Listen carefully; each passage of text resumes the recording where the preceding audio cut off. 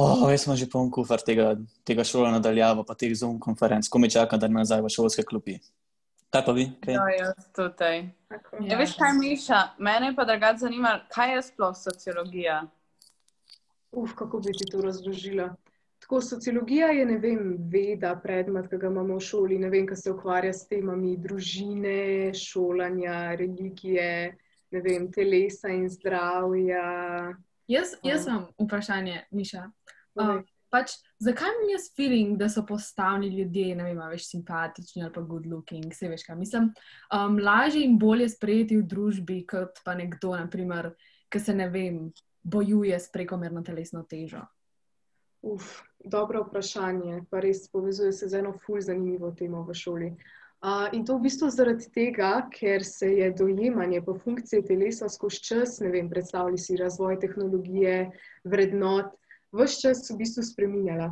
In medtem, ko je bilo nekoč telo pač v funkciji, ne vem, stroja, za delo, za rojevanje, smo v bistvu danes prišli do tega, da v bistvu je bolj sredstvo tega samoizražanja, veš, razkazovanja, ne.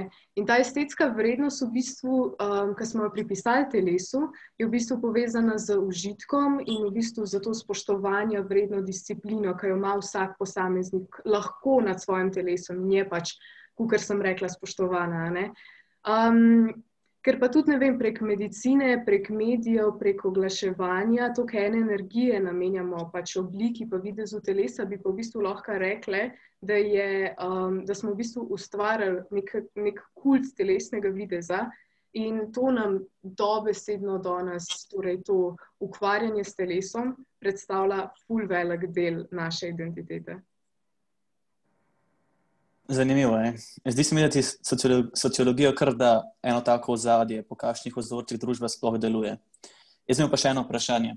In sicer pri pouku smo imeli enega sošolca, ki je res veliko potoval s svojo družino. Vsako poletje je šel v drugo državo.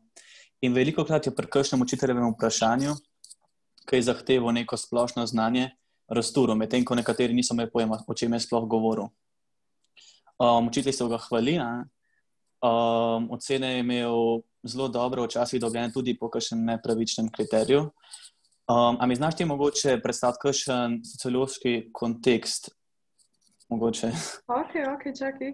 V bistvu res, pač šolski sistem se tako trudi, da v bistvu v čim večji meri pač uveljavlja načelo meritokracije. To ni nič zakompliciranega, to je tako sam, v bistvu beseda pomeni sam, ne vem, pravičnost pa enake možnosti za vse, ne glede na iz kje prihajajo, ne glede na njihov začetni položaj, ne. Ampak vseeno, kljub temu, da se trudi to, pa v bistvu pač kaže neka merila, ki pa še vsem prispevajo k neenakosti. In zdaj si na primer predstavljali razred, v katerem tako večina učencev pač prihaja iz višjega sloja in ne vem, obvladajo jezik, izražanje, vejo pač, kako se v šoli obnašati, kaj je zaželeno, kaj ne. In v bistvu poleg njih imaš pa še te učence iz nižjega sloja, ki jim je pa na nek način zaradi te prevlade v bistvu kar vsiljena ta njihova kultura od teh vladajočih, od tega višjega sloja, ne. In v bistvu ta kultura, kakor sem rekla, pa v bistvu temelji na, ne vem, izkušnjah, razgledanosti, vrednotah, socialnih veščinah in tako naprej, čemur pa pri sociologiji rečemo kulturni kapital. In v bistvu, ker učencem iz nižjega pač sloja primanjkuje tega kulturnega kapitala, so pa v bistvu potem zaradi tega in tretirani drugače, obenem so pa pač potisnjeni na to v neko atmosfero, v kateri v bistvu bogastvo in moč pomeni in omejuje tvojo uspešnost. Razumeš? Ja, lepo si povedala, hvala. Hvala. A res ali kaj? Pol je pa res nujno, da se zavedamo, kakšni so sistemi za družbenim dogajanjem. Pol lahko tudi povečamo naše prizadevanja k temu, da bi res omogočali enako možnosti in osvoboditev od tistih danosti, s katerimi smo se rodili in ki so nam bile nudene. Mislim, da ste res kar zadeli, ko ste se odločili za sociologijo. Tudi meni se tudi.